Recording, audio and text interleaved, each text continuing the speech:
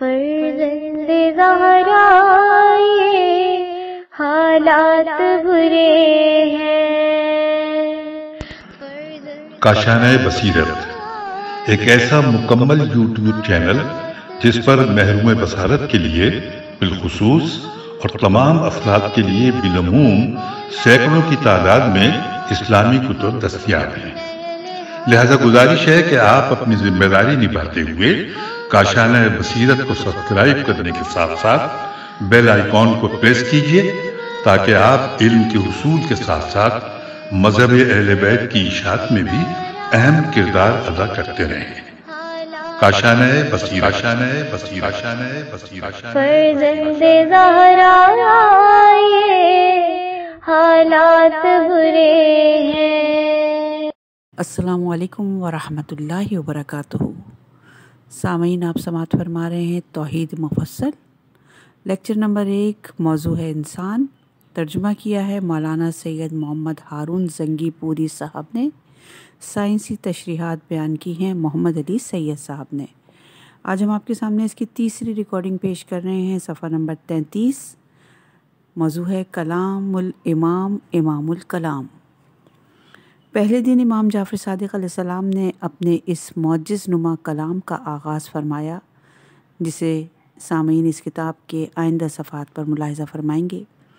واضح رہے کہ مفصل ابن عمر امام جعفر صادق علیہ السلام کی اجازت سے مسلسل 4 دن تک امام علیہ السلام کی خدمت میں حاضر ہوتے رہے اور اس علم لدنی سے فیض حاصل کرتے رہے جس کے سامنے دنیا والوں کا علم اور دلائل راکھ کے ایک ذرے سے بھی زیادہ اہمیت نہیں رکھتے۔ ان 3 علمی نشستوں میں سے پہلی نشست میں امام علیہ السلام نے جو کچھ فرمایا وہ اس کتاب میں شامل ہے۔ یہ کتاب امام جعفر صادق علیہ السلام کے پہلے لیکچر اور اس کی سائنسی تشریحات پر مشتمل ہے۔ واضح ہے کہ ان لیکچرز میں جن علوم کا تذکرہ اور ان کی وضاحت پیش کی گئی ہے، اس کے بارے میں امام جعفر صادق علیہ السلام سے صدیوں پہلے اور صدیوں بعد بھی اس کرۂ ارض پر کسی علمی معاشرے، کسی فلسفی، کسی حکیم اور کسی ماہر حیاتیات کو کچھ معلوم نہیں تھا۔ صفحہ نمبر ہے 34، مقام شکر میں اعضاء کا تذکرہ۔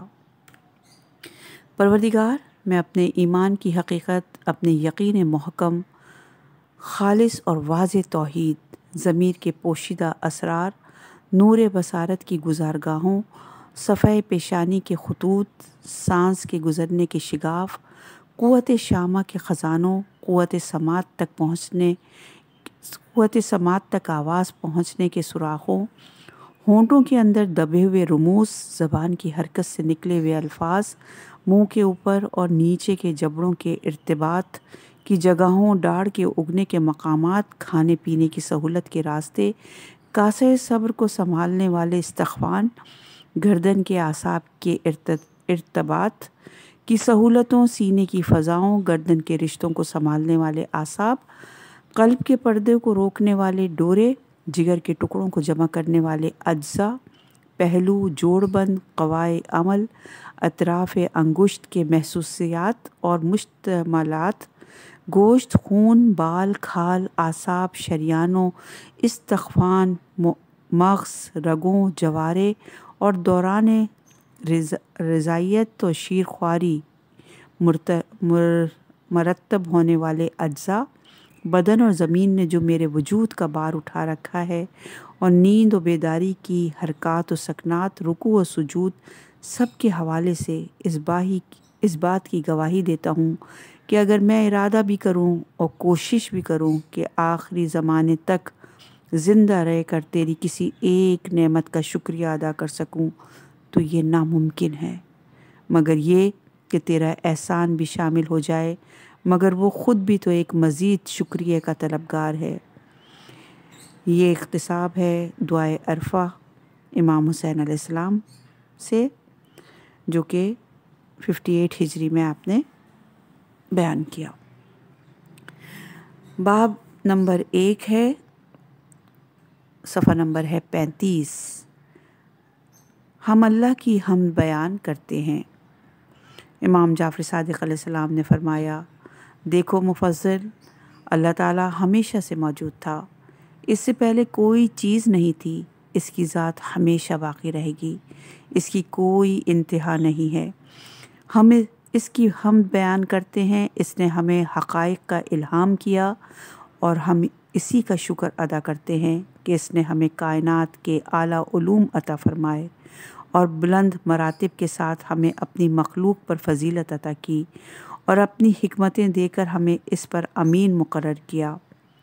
امام گفتگو فرما رہے تھے اور مفصل بن عمر امام کی گفتگو کو قلم بند کرتے جا رہے تھے۔ محدود عقل۔ ابتدائی کلمات کے بعد امام جعفر صادق علیہ السلام نے فرمایا، جو لوگ یہ سمجھتے ہیں کہ اس کائنات کا کوئی پیدا کرنے والا نہیں ہے اور یہ سب کچھ جو زمین اور آسمان میں ہے خود بخود پیدا ہو گیا ہے، تو دراصل یہ ان کی محدود عقل کا قصور ہے، جبکہ حقیقت اس کے برعکس ہے۔ یہ لوگ اپنی کم علمی اور کم عقلی کی وجہ سے مخلوقات کی پیدائش میں اور اپنے مخلوق سے دوسرے اور ایک مخلوق سے دوسری مخلوق کے درمیان موجود رشتے کو سمجھنے سے معذور ہیں۔ وہ اللہ تعالیٰ کی اس حکمت اور صنعت یعنی ٹیکنالوجی کو بھی نہیں سمجھ پاتے جو اللہ تعالیٰ نے صحراؤں، میدانوں، سبززاروں، سمندروں، دریاؤں اور پہاڑوں، ہموار اور ناہموار زمینوں میں پیدا ہونے والی طرح طرح کی مخلوقات، انسانوں، حیوانوں، پیڑ پودوں، ننھے ننھے کیڑوں، معدنیات، جڑی بوٹیوں، ہواؤں، فضاؤں، بارشوں، سورج کے طلوع اور غروب ہونے، چاند اور ستاروں کی حرکت کرنے میں صرف کر رکھی ہے۔ ان کی عظمت، اہمیت اور قدر و قیمت کو توفیق الہی حاصل ہونے کی صورت میں صرف صاحبان عقل اور علم ہی سمجھ سکتے ہیں۔ کفار، جنہیں قرآن میں جانوروں سے بھی بدتر کہا گیا ہے، وہ اللہ تعالیٰ کی نشانیوں کو سمجھنے سے قاصر ہیں۔ اسی طرح جس طرح جانور صرف آج میں زندہ رہتا ہے، اسے اپنے کھانے پینے، افزائش نسل کرنے اور بھاگنے دوڑنے کے سوا کوئی کام نہیں ہوتا، یہ جانور بھی اللہ ہی کے بنائے ہوئے نظام کے مطابق ذمہ داریاں پوری کرتے ہیں، لیکن وہ مکلف نہیں کہ اللہ کی نشانیوں اور اس کی خلقت کے نظام پر غور کریں اور نہ انہیں اس کی عقل دی گئی ہے۔ اللہ کا انکار کرنے والوں کی مثال ان جانوروں سے بھی بدتر ہے۔ اللہ نے انہیں آنکھیں دی ہیں مگر دیکھتے نہیں، کان دیے ہیں مگر سنتے نہیں، عقل و شعور عطا کیا ہے لیکن یہ اس عقل و شعور سے بس اتنا ہی کام لیتے ہیں جس قدر جانور اپنے محدود علم سے لے سکتا ہے۔ اللہ تعالیٰ ان تمام باتوں سے برتر ہے جسے یہ بیان کرتے ہیں۔ اللہ تعالیٰ انہیں قتل کرے، یہ کہاں بہہ کے چلے جا رہے ہیں۔ نابینا افراد کی مثال۔ دراصل معاملہ یہ ہے کہ ان لوگوں کی مثال ان نابینا افراد کی سی ہے جو کسی انتہائی خوبصورت، کشادہ، تمام آسائیوں سے مزین گھر میں داخل ہو گئے ہوں۔ اس گھر میں قالین بچھے ہیں، چھتوں پر فانوس لٹک رہے ہیں، کمروں میں بہترین اور خوبصورت ساز و سامان موجود ہے، مختلف مقامات پر شمع روشن ہیں، ایک وسیع دسترخوان پر طرح طرح کے تازہ اور مزیدار کھانے سجے ہوئے ہیں، گھر میں ہر موقع کی مناسبت سے پہنے جانے والے ملبوسات بھی موجود ہیں، غرض اس عالیشان گھر میں ضرورت کی ہر چیز وافر مقدار میں اپنی اپنی جگہ رکھی ہے۔ نابینا افراد کا ہاتھ تھامنے والا کوئی نہ ہو۔ جب یہ نابینا افراد اس گھر میں داخل ہوں اور کوئی ان کا ہاتھ تھامنے والا، انہیں راستہ بتانے والا، انہیں ان کی جگہ پر بٹھانے والا وہاں موجود نہ ہو، تو وہ نابینا افراد کبھی ایک چیز سے ٹکرائیں گے، کبھی دوسری چیز سے ٹوکر کھائیں گے، کبھی کچھ توڑ دیں گے، کبھی خود زخمی ہوں گے۔ یہ بس دائیں بائیں ہاتھ چلاتے رہیں گے اور سمجھ ہی نہیں پائیں گے کہ کس چیز کی کیا اہمیت ہے، اسے یہاں کیوں رکھا گیا ہے، یہ کس طرح بنی ہے، کس طرح کام آتی ہے، کس طرح استعمال کی جاتی ہے، اس چیز کے یہاں رکھے جانے کے کیا فائدے ہیں۔ وہ نابینا افراد ان چیزوں سے ٹکراتے رہیں گے، جھنجھلاتے رہیں گے، غصہ کرتے رہیں گے، ان چیزوں کے بنانے والے یا انہیں اس مقام پر رکھنے والے کو برا بھلا کہتے رہیں گے۔ بس یہی حال ان لوگوں کا ہے جو اللہ تعالیٰ کی خلاقیت، اس کی وحدانیت اور ربوبیت کا انکار کرتے ہیں، اس لیے کہ ان کا ذہن ان کی اپنی ضد کی وجہ سے اس دنیا میں موجود اللہ تعالیٰ کی پیدا کی ہوئی چیزوں کے اسباب اور ان کی اہمیت اور افادیت کو سمجھنے سے قاصر رہتا ہے۔ یہ لوگ اپنے جہل کے سبب ان اشیاء کی خوبیوں اور ضرورت کو نہیں سمجھ پاتے۔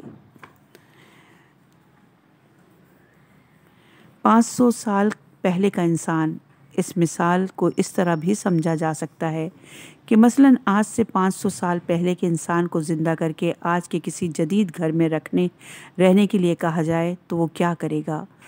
وہ آج کی حیران کن سہولتوں مثلاً لوہے کی سواریوں یعنی گاڑیوں، دیوار میں سے آتی آوازوں اور تصویروں یعنی ٹی وی، دیوار میں سے نکلتے ہوئے کرنسی نوٹوں یعنی ATM مشین، ہاتھوں کو کانوں پر رکھے ہوئے تنہائی میں باتیں کرتے ہوئے لوگوں، ہوائی جہازوں، ٹریفک کے ہجوم، گھروں کے اندر انگلی کے اشارے سے آن آف ہوتے ہوئے ٹی وی اور AC سے ٹھنڈی ہوا نکلتے دیکھ کر اس پر کیا گزرے گی؟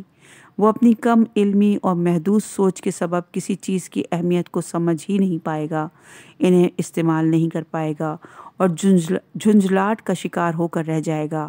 ممکن ہے وہ ان تمام جدید سہولتوں اور ان کی ایجاد کرنے والوں کو ناروا کلمات سے نوازے۔ اسی طرح اس عظیم کائنات، اس دنیا اور خود ہمارے وجود میں اللہ تعالیٰ کی خلاقیت کی جو عظیم نشانیاں موجود ہیں وہ کم عقل یا ضد پر آمادہ شخص کے لیے ناقابل یقین اور جھنجھلاہٹ کا سبب ہیں۔ اگر آج کسی عام آدمی کو جو موبائل فون کا استعمال نہیں جانتا، اس کا کوئی مہربان ٹچ سسٹم والا ایک بہترین موبائل فون تحفے میں دے دے، تو اگر اس میں موبائل فون استعمال کرنے یا سیکھنے کی صلاحیت نہ ہو تو وہ بہت جلد اس سے چڑ جائے گا اور سمجھ ہی نہیں سکے گا اس کے دوست نے اسے کس قدر فائدہ مند چیز تحفے میں دی ہے۔ اپنی جھنجھلاہٹ میں وہ اس سے فائدہ ہی نہیں اٹھا سکے گا بلکہ اسے اپنے لیے ایک مصیبت سمجھنے لگے گا۔ بہت شکر ادا کرنا چاہیے۔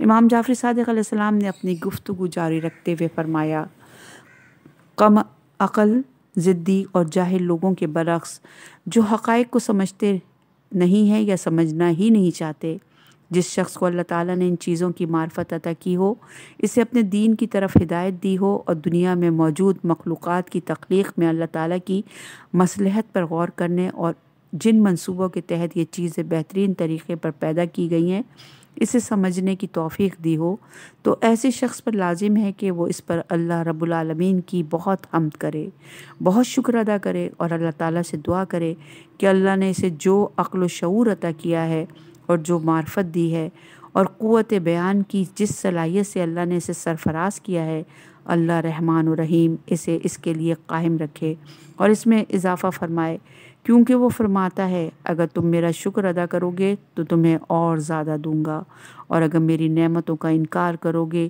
تو جان لو کہ میرا عذاب بہت سخت ہے۔ کائنات کے اجزاء۔ مفصل دیکھو، اللہ تعالیٰ کے وجود پر پہلی دلیل تو یہ کائنات ہے جو وہاں ہمارے ہر طرف پھیلی ہوئی ہے۔ ذرا غور تو کرو کہ اس کے اجزاء کس طرح ترتیب دیے گئے ہیں۔ یہ اجزاء کیا ہیں، کہاں سے آئے؟ اگر تم اس کائنات یعنی سورج، چاند، ستاروں، کہکشاؤں اور پھر ان سب کے اپنے ایک نپے تلے انداز میں حرکت پر غور کرو اور ہر ایک چیز کو الگ الگ کر کے سمجھنے کی کوشش کرو تو تمہیں معلوم ہوگا کہ یہ سب کچھ کس اعلیٰ ترین ذات نے پیدا کیا ہے اور طے شدہ منصوبے کے تحت ایک خاص مدت تک کے لیے پیدا کیا ہے۔ کائنات کے اجزاء کیا ہیں؟ امام جعفر صادق علیہ السلام کے ان کلمات کی تشریح کے لیے بہت سی کتابیں بھی لکھی جائیں تو اس کلام کی تشریح کا حق ادا نہیں کیا جا سکتا۔ اس کلام کی مختصر وضاحت اس سے زیادہ مشکل کام ہے۔ بہرحال اس سلسلے میں معروف مصنف محمد عبداللہ صاحب کی ایک بہت ہی مستند کتاب کائنات سے استفادہ کر رہے ہیں۔ اس سائنسی عبارت کو پڑھنے میں ممکن ہے بعض افراد کو دشواری محسوس ہو، لیکن اگر اسے آپ نے پڑھ لیا تو آپ تخلیق کائنات کے بارے میں امام جعفر صادق علیہ السلام کے اس معجز نما کلام کی قدر و قیمت کا کسی حد تک اندازہ کر سکیں گے۔ کائنات مادے، توانائی اور خلا پر مشتمل ہے۔ ہمارے اطراف میں موجود مادہ مختلف عناصر یعنی ایلیمنٹس یا اس کے کیمیائی مرکبات پر مشتمل ہوتا ہے۔ عنصر مادے کا بنیادی ذرہ ہوتا ہے جس کی ساخت کو کسی کیمیائی ترکیب سے تبدیل نہ کیا جا سکے۔ मसलन हाइड्रोजन, ऑक्सीजन, कार्बन, फौलाद, सोना, यूरेनियम वगैरह। ज़मीन पर पाए जाने वाले अनासिर की मजमूई तादाद तकरीबन 100 है। अनासिर एटमों पर मुश्तमिल होते हैं, जबकि अशिया एक या ज़ायद अनासिर के एटमों पर मुश्तमिल होती हैं।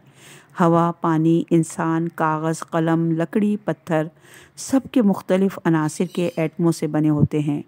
मसलन हवा नाइट्रोजन, ऑक्सीजन और हाइड्रोजन वगैरह के एटमों की कीमियावी आमेजिश से तख्लीक पाती है, जबकि इंसानी जिस्म hydrogen, oxygen, nitrogen, carbon, calcium और फौलाद वगैरह के एटमों पर मुश्तमिल होता है। एक एटम अपने मरकज़ और इलेक्ट्रॉन पर मुश्तमिल होता है, जिसमें इलेक्ट्रॉन मरकज़ के गिर्द गर्दिश करता रहता है, जबकि मरकज़ प्रोटॉन और न्यूट्रॉन पर मुश्तमिल होता है। एक एटम का ज़र्रा इस कदर छोटा होता है कि किसी भी खुर्दबीन से इसका मुशाहिदा मुमकिन नहीं होता।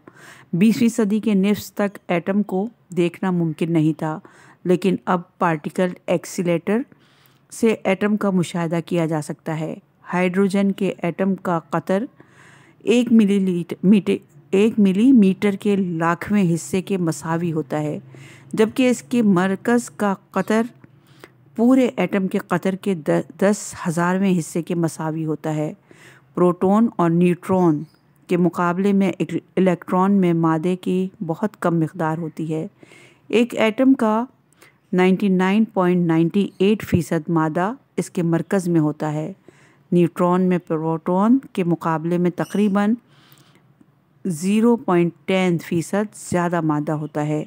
अगरचे तमाम न्यूट्रॉन, प्रोटॉन और इलेक्ट्रॉन एक ही किस्म के होते हैं, लेकिन तमाम मराकज़ एक जैसे नहीं होते। किसी मरकज़ में प्रोटॉन की तादाद से ये तय होता है कि ये किस उनसर का मरकज़ है। मसलन सिर्फ़ एक प्रोटॉन पर मुश्तमिल मरकज़ हाइड्रोजन का होता है। 8 प्रोटॉन के हामिल एक मरकज़ से ऑक्सीजन के एटम तश्कील पाते हैं, जबकि 26 प्रोटॉन से फौलाद के मरकज़ की तख्लीक होती है। सोने का एटम 79 प्रोटॉन्स का हामिल होता है और यूरेनियम के मरकज़ में प्रोटॉन्स की तादाद की निशानदेही इसके एटमी नंबर से होती है। लिहाजा मेयारी ऑक्सीजन का एटमी नंबर 8 और यूरेनियम का 92 होता है। सबकी असल एक है। सफ़ा नंबर 43 है। कायनात में मौजूद तमाम अशिया और जानदारों की तख्लीक एक ही बुनियादी मादे या इनके मुरकबात से होती है। जानदार बज़ाहिर गोश्त पोस्ट की साख्त रखते हैं, लेकिन इनके अज्जा भी ऐसे ही मादे पर मुश्तमिल होते हैं जिनसे सितारों और सैयारों की तख्लीक हुई है। सितारों की तख्लीक का खाम माल गैसेस और मादनियात होती हैं। इसी तरह ज़मीन इस पर मौजूद पौधों, इंसानों और हैवानों की तख्लीक का खाम माल भी यही है, अगरचा इनके तनासुब में फ़र्क होता है। हम इंसानों का जिस्म तकरीबन 63% हाइड्रोजन, 25% ऑक्सीजन और 10% कार्बन पर मुश्तमिल होता है, जबकि बकिया 2% मादे में नाइट्रोजन, पोटाशियम, कैल्शियम और दूसरे अनासिर होते हैं। साइंसदानों के मुताबिक खालिक कायनात ने ज़मीन पर ज़िंदगी की तख्लीक एक तवील मरहलावार इर्तिकाई अमल के ज़रिए की। इस मरहले में गैसों पर तवानाइयों के रद्द अमल में एमाइनो यानी तेज़ाब वजूद में आए और फिर इनसे लहमियात यानी प्रोटीन पर मुश्तमिल ज़िंदगी के हामिल सालिमों की तख्लीक हुई। इस एक खलिए से इसी किस्म के और खलिए और फिर इनसे 2 और इससे ज़्यादा खलियों पर मुश्तमिल ज़िंदगी पैदा होती गई। करोड़ों साल के इर्तिक़ा के नतीजे में और मुख्तलिफ़ अक़साम के जानदारों के मिलाप से मखलूक़ात की नई अक़साम वजूद में आती रहीं।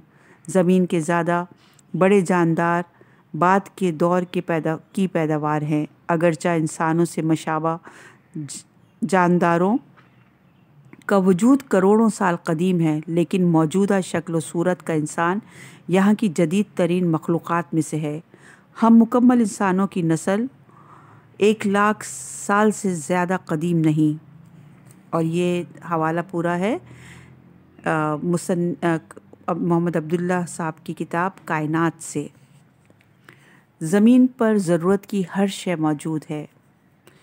امام جعفر صادق علیہ السلام نے فرمایا، مفصل، تم اس زمین ہی کی نسبت سے دیکھو اور غور کرو تو تمہیں معلوم ہو جائے گا کہ یہ کرۂ ارض ایک ایسے مکان کی مانند ہے جس میں وہ تمام چیزیں موجود ہیں جن کی بندوں یا یہاں کی دوسری مخلوقات کو ضرورت ہو سکتی ہے۔ مثلا زمین گول ہونے کے باوجود کسی فرش کی طرح بچھی ہوئی ہے، آسمان کسی چھت کی مانند ہے، اور اس آسمان میں سورج، چاند، ستارے اس طرح موجود رہتے ہیں جسے مکان میں بہت سے چراغ رکھے ہوں اور اپنے اپنے موقع و مناسبت سے روشن ہوتے رہتے ہیں۔ معدنیات اور جواہرات زمین کے اندر اس طرح پوشیدہ ہیں جیسے مکان میں خزانے اور مختلف چیزوں کے ذخیرے ہوتے ہیں۔ ان سب کے علاوہ ضرورت کی ہر شے، مثلا روشنی، ہوا، پانی، اناج، سبزیاں، گوشت، دودھ، لباس فراہم کرنے والے چوپائے اپنی اپنی ضرورت کے مطابق یہاں موجود ہیں، اور انسان اس دنیا میں ایسا ہے جیسے اس مکان کا مالک اور آقا، جس کے قبضے میں اس مکان میں موجود تمام چیزیں ہیں۔ ان میں سے کوئی چیز حیوانات کی غذا ہے، کوئی انسان کے لیے دوا، کوئی چیز زینت اور آرائش کے لیے ہے، کوئی جانوروں کی دوا، کوئی انسانوں کی غذا، کوئی چیز صرف پرندوں کے لیے، کوئی چرندوں کے لیے، لیکن ہر چیز کا فائدہ آخرکار انسان کو ملتا ہے۔ مثلا گھاس پھوس ظاہراً چوپایوں کی غذا ہیں، لیکن ان چوپایوں کا گوشت، دودھ اور کھال انسانوں کے کام آتی ہے۔ قابل توجہ بات یہ ہے کہ یہاں ہر چیز ایک خاص مقدار میں ہمیشہ مہیا رہتی ہے۔ ماحولیات کا علم۔ امام علیہ السلام نے اپنی گفتگو کے آغاز میں مخلوقات اور ان کے درمیان رشتوں کی بات کی تھی۔ اس بات کو سمجھنے کی ضرورت ہے۔ سائنسدانوں، ماہرین ماحولیات اور حیاتیات نے 15ویں صدی عیسوی کے بعد کئی صدیوں کی تحقیق و جستجو اور بے شمار تجربات سے معلوم کیا کہ دنیا میں ہر چیز، ہر مخلوق رشتوں کی ایک نادیدہ زنجیر سے منسلک ہے۔ انہی معلومات کی بنیاد پر ماحولیات کا علم وجود میں آیا۔ آج دنیا بھر کے سائنسدان اور حکومتیں رشتوں کی اس زنجیر کو بچانے کے لیے تحقیق پر کھربوں ڈالر خرچ کر رہی ہے۔ رشتوں کی زنجیر، اللہ کی مخلوقات کے درمیان یہ رشتے کیا ہیں اور ان کی کیا اہمیت ہے، اسے ایک واقعے سے سمجھا جا سکتا ہے۔ 1958 میں لندن کے ایک قصبے کے رہنے والوں نے محسوس کیا کہ اس موسم میں ہر سال نیلے رنگ کی تتلیاں نظر آیا کرتی ہیں۔ اس دفعہ نظر نہیں آئیں۔ قصبے والوں نے اس کی اطلاع حکومت کو دی۔ حکومت نے ماہرین ماحولیات سے کہا۔ انہوں نے اس قصبے کا دورہ کرنے کے بعد رپورٹ پیش کی اور بتایا کہ گھاس کے میدانوں میں رہنے والے خرگوش کسی بیماری کی وجہ سے بڑی تعداد میں مر گئے ہیں، اسی لیے نیلی تتلیاں اس سال پیدا نہیں ہوئیں۔ یہ بات کسی کی سمجھ میں نہیں آ سکی کہ خرگوشوں کے مرنے سے تتلیوں کا کیا تعلق ہو سکتا ہے۔ ماہرین ماحولیات نے بتایا کہ نیلی تتلیاں گھاس کے پتوں پر انڈے دیا کرتی تھیں۔ گھاس کے نیچے رہنے والی چیونٹیاں تتلیوں کے انڈوں کو اٹھا کر نیچے لے جاتی تھیں، جہاں ایک خاص درجہ حرارت برقرار رہتا تھا جو تتلیوں کے انڈوں سے لاروا بننے کے لیے ضروری تھا۔ اس سال یہ ہوا کہ جنگلی خرگوشوں میں ایک بیماری پھیل گئی اور وہ بڑی تعداد میں مر گئے۔ یہ جنگلی خرگوش گھاس کو کھاتے رہتے تھے، جس کی وجہ سے گھاس لمبی نہیں ہو پاتی تھی۔ خرگوش مرے تو گھاس لمبی ہو گئی، گھاس لمبی ہوئی تو زمین کا درجہ حرارت گر گیا۔ چیونٹیاں جس درجہ حرارت میں رہنے کی عادی تھیں، اس درجہ حرارت میں کمی آ گئی۔ اس وجہ سے چیونٹیاں اس علاقے کو چھوڑ کر چلی گئیں۔ اس سال نیلی تتلیوں نے گھاس کے پتوں پر انڈے تو دیے، لیکن انہیں نیچے ایک خاص درجہ حرارت کے علاقے تک پہنچانے والی چیونٹیاں وہاں موجود نہیں تھیں۔ گھاس کے پتوں پر درجہ حرارت زیادہ تھا، اس وجہ سے تتلیوں کے انڈوں سے بچے نہیں نکل سکے، اور اسی سبب سے اس سال نیلی تتلیاں قصبے میں نظر ہی نہیں آئیں۔ یہ ہے رشتوں کی وہ زنجیر جس کے سبب زمینی ماحول میں توازن قائم ہے اور دنیا میں اللہ کی مخلوقات زندہ رہتی ہیں۔ اور یہ حوالہ ہے ہاؤ نیچر ورکس، یہ کتاب کا نام ہے۔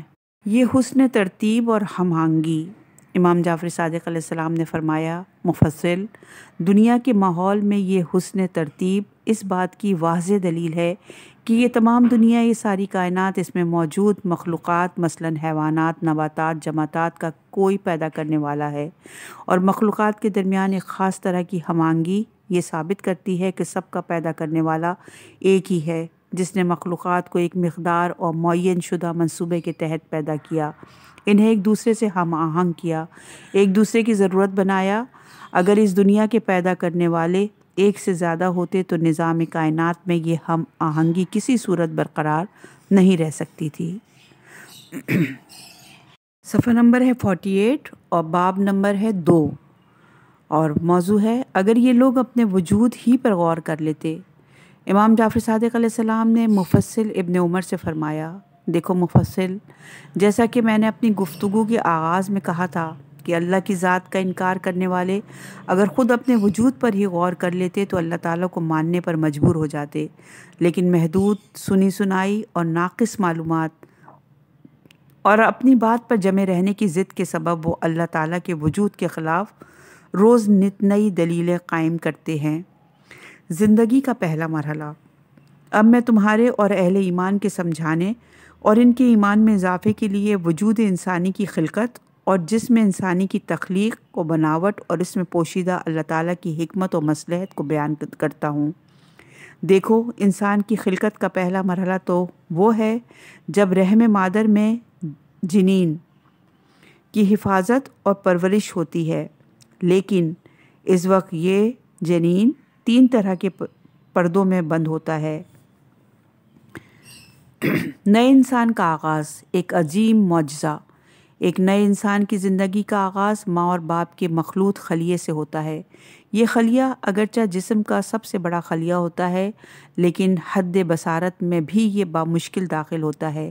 یہ خلیہ رحم مادر کی دیوار سے جا کر چپک جائے تو ایک نئے انسان کی زندگی کا آغاز ہو جاتا ہے۔ اس خلیے میں اللہ تعالیٰ نے وہ تمام مخلوقات اسٹور کر رکھی ہوتی ہیں جو اس نادیدہ خلیے کو ایک مکمل انسان بنانے کے لیے ضروری ہیں۔ رحم مادر کی دیوار سے چپکتے ہی اس خلیے کو توانائی اور غذا ملنا شروع ہو جاتی ہے۔ اس توانائی کی مدد سے خلیے میں موجود پروگرام کام کرنے لگتا ہے۔ خلیے کے اندر DNA کے 2 دھاگے ہوتے ہیں، ایک دھاگا ماں کی طرف سے اور ایک باپ کی طرف سے۔ ان دھاگوں پر ننھیال اور ددیال کے اندر موجود تمام خصوصیات کوڈز کی شکل میں پائی جاتی ہیں۔ DNA کو آپ کسی بلڈنگ کے نقشے سے تشبیہ دے سکتے ہیں۔ رحم مادر کی دیوار سے چپکتے ہی خلیے کا نظام اس نقشے کے مطابق انسان کی تعمیر شروع کر دیتا ہے۔ یہ انسان کن خصوصیات کا حامل ہوگا، اس کا جسم کیسا ہوگا، سر کہاں بنے گا، آنکھیں کہاں لگیں گی، ہاتھ پیر کان ناک جگر معدہ پھیپھڑے کس طرح کہاں اور کس مٹیریل سے بنیں گے، یہ مٹیریل کہاں سے آئے گا، کس طرح استعمال ہوگا اور کب اس انسان کا بننا رک جائے گا، یہ ساری ہدایات DNA پر موجود ہوتی ہیں۔ اس کے مطابق نئے انسان کی تعمیر اور پھر زندگی بھر اس کی شکست اور ریخت اور تعمیر و مرمت اسی پروگرام کے مطابق ہوتی رہتی ہے۔ حوالہ ہے جسم کے عجائبات سے۔ ماں کے خون سے نئی زندگی۔ امام جعفر صادق علیہ السلام نے فرمایا، ماں کے پیٹ میں موجود بچہ نہ تو اپنی غذا کے لیے کوئی کوشش کر سکتا ہے اور اگر کسی تکلیف میں مبتلا ہو جائے تو اس تکلیف کو دور کرنے کے لیے بھی کچھ نہیں کر سکتا، نہ کسی چیز سے فائدہ حاصل کر سکتا ہے اور نہ اپنی کسی مشکل کو دور کر سکتا ہے۔ اس وقت ماں کے جسم کا خون اس بچے کی طرف جاری ہوتا ہے اور اسے غذا فراہم کرتا ہے، بالکل اسی طرح جس طرح پانی نباتات کو غذا فراہم کرتی ہے۔ پودے بھی پانی کے بغیر غذا استعمال نہیں کر سکتے۔ ماں کا خون بچے کو اس وقت تک فراہم ہوتا رہتا ہے جب تک اس بچے کی خلقت پوری نہیں ہو جاتی اور اس کے بدن کی جلد اس قابل نہیں ہو جاتی کہ ہوا کا مقابلہ کر سکے اور اس کی آنکھ اس قابل نہیں ہو جاتی کہ روشنی کو دیکھ سکے۔ بچے کی جلد اور ہوا۔ امام علیہ السلام نے فرمایا کہ بچہ اس وقت تک پیدا نہیں ہوتا جب تک کہ اس کی جلد ہوا کا مقابلہ کرنے کے قابل نہیں ہو جاتی۔ ممکن ہے اس سے مراد فضا کا دباؤ یا ایٹماسفیرک پریشر ہوگا۔ فضا کا دباؤ ہر انسان کو ہر طرف سے اتنے وزن سے دبا رہا ہے جتنا وزن ایک لاری یا بس کا ہو سکتا ہے، لیکن اتنا ہی دباؤ جسم کے اندر سے باہر کی طرف پڑ رہا ہوتا ہے۔ اگر اندر کا دباؤ کم ہو جائے تو پورا جسم اندر کی طرف پچک سکتا ہے۔ حوالہ ہے ہاؤ دا ارتھ ورکس۔ ممکن ہے اس سے مراد ہوا میں موجود جراثیم ہوں۔ اگر بچے کے خون میں وہ اینٹی باڈیز موجود نہ ہوں جو اسے دنیا میں آتے ہی ہر طرف موجود وائرس اور بیکٹیریا وغیرہ سے محفوظ رکھتی ہیں، تو بچہ پیدا ہونے کے بعد چند دنوں میں موت کا شکار ہو سکتا ہے۔ یہ اینٹی باڈیز پہلے ماں کے خون اور پھر دودھ کے ذریعے بچے کو فراہم ہوتی ہیں اور اسے فوری تحفظ فراہم کرتی ہیں۔ اور یہ حوالہ ہے ہاؤ باڈی ورکس۔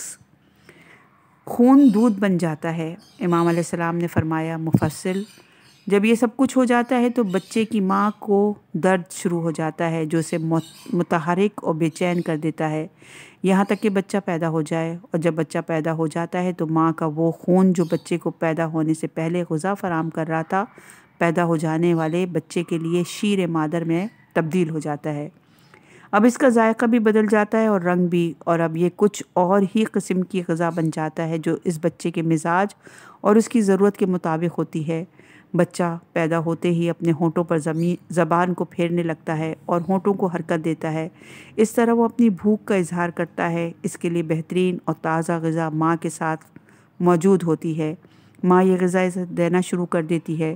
جب تک اس کا بدن نرم، اس کی آنتیں اور نظام ہضم کمزور رہتا ہے اور وہ سخت غذا استعمال کرنے کے قابل نہیں ہو جاتا، اس وقت تک یہ تازہ بتازہ غذا یعنی شیر مادر بچے کی بھوک مٹانے کے لیے ہر وقت ماں کے پاس موجود رہتی ہے۔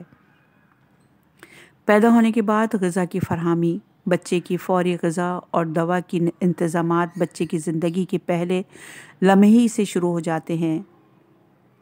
پلاسینٹا نامی بافتہ جو پانی کی تھیلی کی طرح ہوتا ہے اور جس میں بچہ پیدا ہونے سے پہلے زندگی کی کم و بیش 9 ماہ گزارتا ہے، حمل کے پہلے ہی لمحے سے ایک ہارمون خارج کرنے لگتا ہے۔ اس ہارمون کو ایسٹروجن کہا جاتا ہے۔ اس ہارمون کی وجہ سے بچے کے لیے موجود دودھ کے کارخانوں کی صفائی اور پھر اس کے اندر تازہ دودھ کی فراہمی شروع ہو جاتی ہے۔ یہ دودھ غذا بھی ہوتا ہے اور دوا بھی۔ بچہ پیدا ہوتا ہے تو قدرت اسے غذا حاصل کرنے کا سلیقہ سکھا کر بھیجتی ہے اور اس کے ہونٹوں کی ذرا سی حرکت دودھ کی نہروں کو جاری کر دیتی ہے۔ حوالہ ہے جسم کے عجائبات۔ وہ نہیں تھے اور ہو گئے۔ امام علیہ السلام نے فرمایا، اللہ تعالیٰ کے وجود کا انکار کرنے والے بھی کبھی ماں کے پیٹ میں تھے، بے بس اور کمزور۔ یہ بھی اسی طرح ایک باقاعدہ نظام سے گزر کر انسان کی صورت دنیا میں آئے ہیں۔ انہیں اس سارے نظام اور اس میں موجود اللہ تعالیٰ کی نشانیوں، اس کی مصلحتوں اور مناسبتوں پر غور کرنا چاہیے۔ کس طرح وہ نہیں تھے اور ہو گئے اور اب اپنے پروردگار کے وجود کا انکار کرتے ہیں اور دلائل طلب کرتے ہیں۔ اگر بچہ دانتوں کے ساتھ پیدا ہوتا، مفصل اب خلقت انسانی پر اپنی بات کو آگے بڑھاتے ہیں۔ تم دیکھتے ہو کہ بچہ شیرخواری کی مدت سے گزر کر ہلکی اور نرم غذا کھانے کے قابل ہو جاتا ہے، پھر وہ اور بڑا ہوتا ہے یہاں تک کہ وہ چلنے پھرنے لگتا ہے۔ اب بڑھتی ہوئی عمر کے ساتھ اسے طرح طرح کی مزید غذاؤں کی ضرورت پڑتی ہے تاکہ اس کا جسم نشو و نما پائے اور بچپن سے لڑکپن اور لڑکپن سے جوانی تک کی منزل تک پہنچے۔ اس کے لیے اب اسے گوشت، سبزیوں، پھلوں اور مختلف اناجوں کی ضرورت ہوتی ہے۔ وہ اپنے نرم مسوڑوں سے ان غذاؤں کو استعمال نہیں کر سکتا، اس لیے اب اس کے دانت نکلنا شروع ہوتے ہیں۔ یہ دانت اور داڑھیں روٹی، پھلوں، گوشت اور سبزیوں کو کوٹ اور رگڑ کر نرم غذا میں تبدیل کر سکتی ہیں۔ اس بات پر بھی غور کرو کہ یہ دانت اگر شیر خوارگی کی عمر میں نکل آئیں یا بچہ دانتوں اور داڑھوں کے ساتھ پیدا ہوتا تو یہ اس کی عمر اور ضرورت کے مطابق نہ ہوتا اور اس سے ماں اور بچے دونوں کے لیے بڑی مشکلات پیدا ہو جاتی۔ اسی لیے دانت اس وقت نکلتے ہیں جب ان کی ضرورت ہوتی ہے۔ غور تو کرو کہ یہ سب انتظامات ایک خاص اندازے اور منصوبے کے تحت کیا مادہ خود کر سکتا ہے۔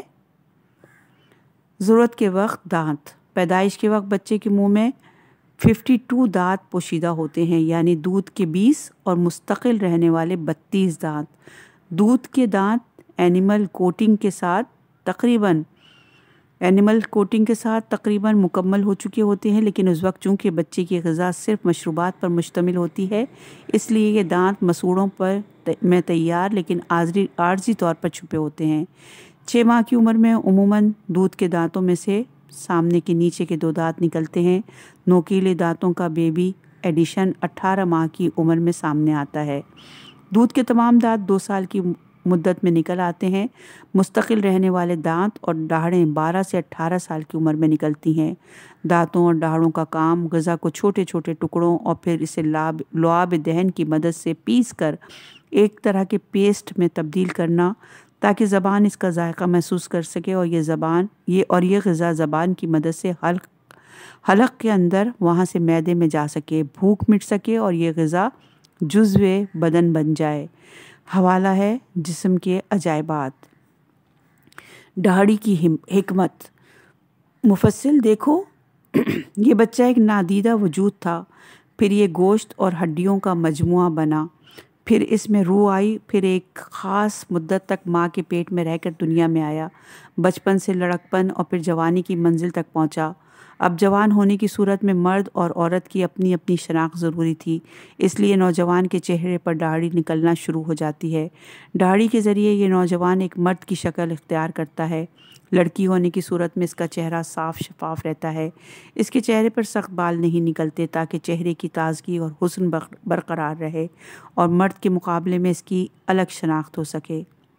بالوں کی اقسام۔ بالوں کی مختلف شکلیں اور سائز ہوتے ہیں اور یہ ہمارے پورے جسم پر موجود ہوتے ہیں۔ بھووں، پلکوں کے بال چھوٹے اور سخت ہوتے ہیں، سر کے بال لمبے اور نرم، جبکہ جسم کے کھال پر یہ باریک روئیں کی صورت پھیلے ہوتے ہیں۔ سر میں ان کی تعداد تقریباً 1 لاکھ اور داڑھی میں ان کی تعداد 30,000 کے لگ بھگ ہو سکتی ہے۔ داڑھی کے بال سال بھر میں 5.5 انچ تک بڑھتے رہتے ہیں۔ سر کے بال 5 انچ سالانہ کے حساب سے بڑھتے ہیں۔ بالوں کی جڑیں جلد کی درمیانی تہہ سے باہر نکلتی ہیں، ان کی جڑوں کو فولیکس کہا جاتا ہے۔ خواتین میں بھی بالوں کی اسی قدر جڑیں ہوتی ہیں جتنی مردوں کے جسم میں ہوتی ہیں، لیکن ان کی جلد کا رواں نرم اور تقریباً نادیدہ ہوتا ہے۔ خواتین کے چہرے پر جسم کا نظام جلد کا ہم رنگ رواں پیدا کرتا ہے، یہاں وہ داڑھی جیسے سخت بال پیدا نہیں کرتا۔